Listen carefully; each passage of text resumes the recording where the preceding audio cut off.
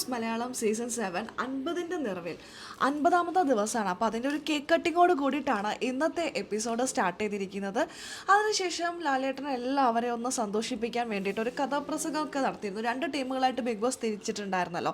അപ്പോൾ അതിൻ്റെ കഥാപ്രസംഗം കാര്യങ്ങളൊക്കെ ഉണ്ടായിരുന്നു. രസകരമായിട്ട് തന്നെയാണ് 2 ടീമും ചെയ്തത്.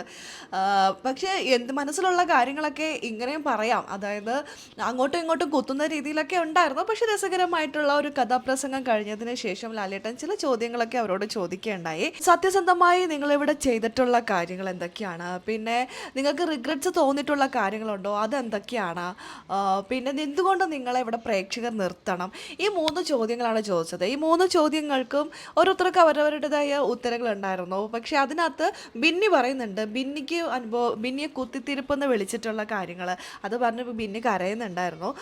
അപ്പാനിയും അക്ബറും ഇരിക്കുമ്പോൾ അവരുടെ അടുത്ത് പോയി ഞാൻ പലപ്പോഴും ഇരിക്കാറുണ്ട്. കുത്തിത്തിരിപ്പെന്ന് സ്റ്റാർട്ടിങ്ങിൽ വിളിക്കുമ്പോൾ തന്നെ അത് നിർത്തണമായിരുന്നു, പക്ഷെ ഞാൻ നിർത്തിയില്ല എന്നൊക്കെ പറഞ്ഞ് പിന്നെ അവിടെ കരയുന്നുണ്ടായിരുന്നു. ഇതിലത് ഹൈലൈറ്റ് എന്ന് പറഞ്ഞാൽ ഷാനവാസിൻ്റെയും നിവിൻ്റെയും കാര്യമാണ്. ഷാനവാസ് പറഞ്ഞത് നിവിനുമായിട്ടുള്ള ഒരു പ്രശ്നം, അതാണ് എനിക്ക് റിഗ്രറ്റ്സ് ആയിട്ട് തോന്നിയിട്ടുള്ളത്, അത് വേണ്ടിയില്ലായിരുന്നു, ആ സമയത്ത് ഒരു ദേഷ്യം കൊണ്ട് പറഞ്ഞു, പിന്നീട് തോന്നി അത് പറയണ്ടായിരുന്നു എന്ന്.